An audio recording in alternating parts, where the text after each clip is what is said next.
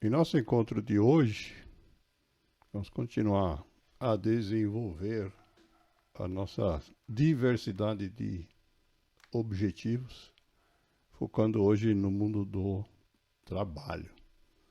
A vida no trabalho é, de fato, onde a maioria das pessoas adultas gastam a maior parte do seu tempo e é onde nós temos também o maior nível de detalhamento.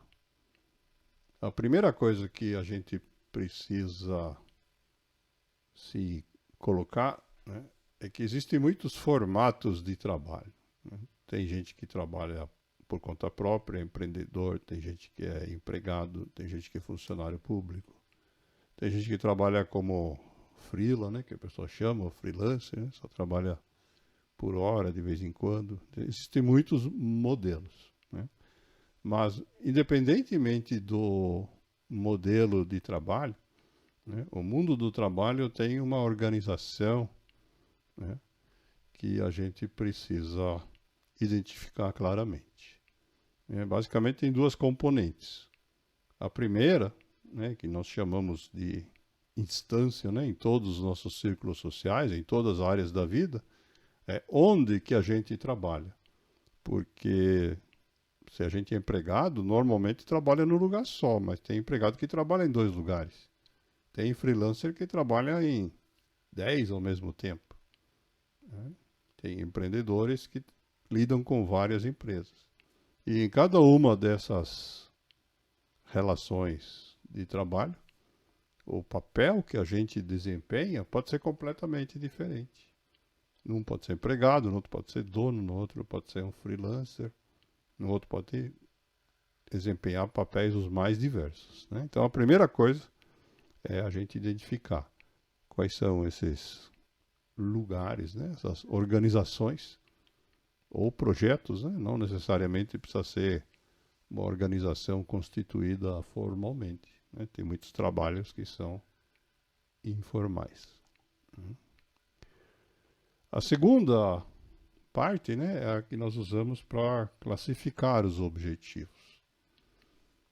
É o que nós chamamos aqui de sub-áreas. Né? Não importa o que a organização onde você está envolvido tenha como objetivo, né? Certo? Quando a gente está no mundo do trabalho, né, sempre tem um objetivo implícito, que é de fazer circular riqueza, né, de fazer gerar dinheiro, de gerar oportunidades de negócios. Né? Cada um pode dar um nome diferente, né? Mas basicamente dentro de qualquer organização que tem esse objetivo, tem uma série de tarefas que se destinam a que, de fato, esse processo de entrar recursos, entrar negócios, chegar a obter clientes, né, de fato aconteça. Uma segunda parte que nós chamamos aqui de produção, né, são todas as funções que precisa ter dentro da organização para que aquilo que foi prometido aos clientes possa ser entregue.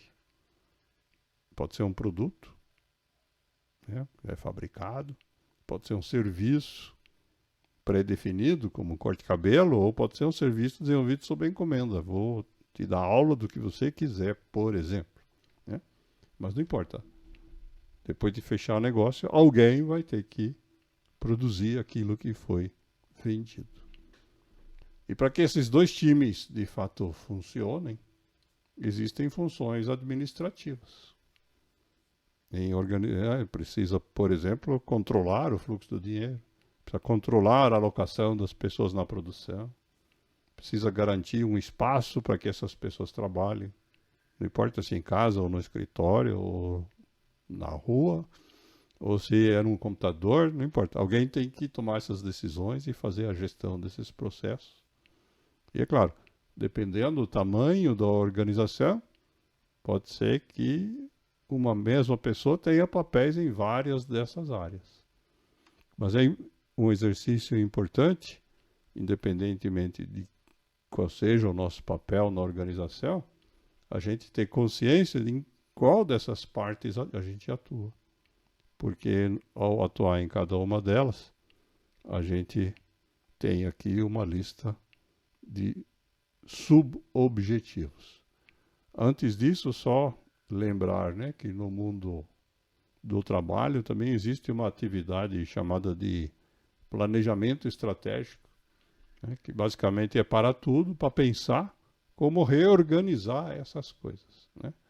As empresas de certo porte para cima, né, as organizações de certo tamanho, fazem isso de forma periódica, uma vez por ano, com um horizonte de 5 anos. Né? Tem culturas como no Oriente que fazem esse exercício, inclusive tentando antever por décadas, né, o que vai acontecer. Claro, ao longo do tempo vai mudando, mas o exercício serve justamente para organizar tudo isso. Então nós temos aqui alguns exemplos, né, de o que tem dentro de cada uma dessas áreas. A administração, comentei já do espaço, inclui a disponibilidade de todos os equipamentos e móveis necessários, né, para que esse universo possa, de fato, trabalhar. O controle da cobrança, né, não é a equipe que vende que faz a cobrança, né.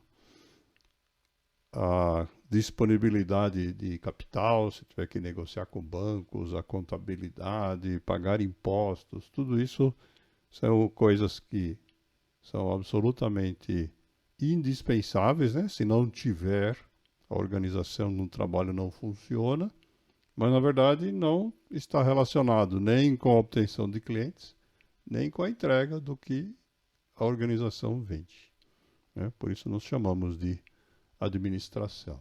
A lista é enorme, né? Tem a própria gestão dos recursos humanos, aspectos jurídicos, toda a área de tecnologia da informação, né? Os servidores, os sistemas, as licenças de software. E algumas empresas, algumas organizações também zelam por preservar o seu histórico, né? Um monte de atividades que a gente pode desenvolver, criar objetivos nessas áreas.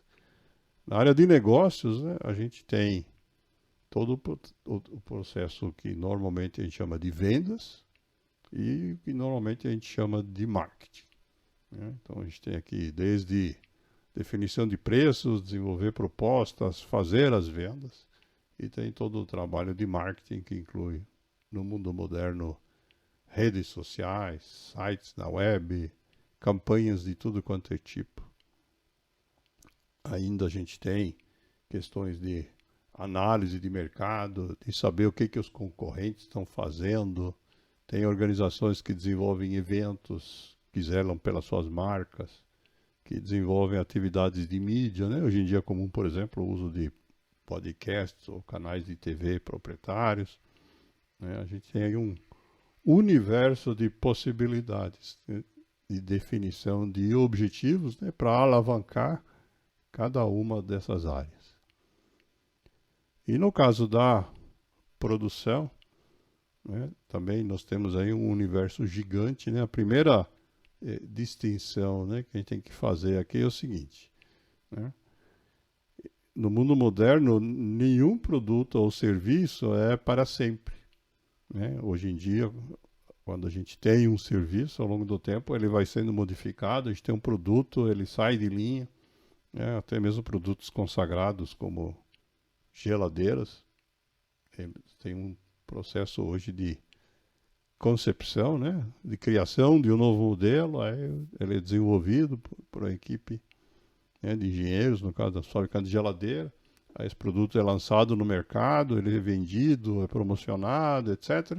E num determinado momento ele começa a entrar ou em decadência porque o concorrente lançou algo melhor ou porque a própria empresa resolve que teve uma ideia melhor e vai fazer a substituição. Então isso que nós chamamos aí do ciclo do produto do serviço, né, que vai desde a criação até o momento em que ele deixa de ser comercializado. A outra possibilidade que a gente tem, né, é a prestação de serviços sob encomenda. Esse é um modelo mais simples, onde não tem esse planejamento do ciclo de produto, né? O que a gente entrega para o cliente é o que cada cliente quer. O que ele quiser, a gente faz. Exemplo, né? Programadores que fazem sistemas sob encomenda, né? A gente tem pessoas que dão aula de diversas disciplinas e vão fazer aquela ajuda, né, para o aluno que exatamente o que ele precisa. E cada um é diferente dos outros, né, com suas dificuldades. Então, nesse caso, não tem essa repetição.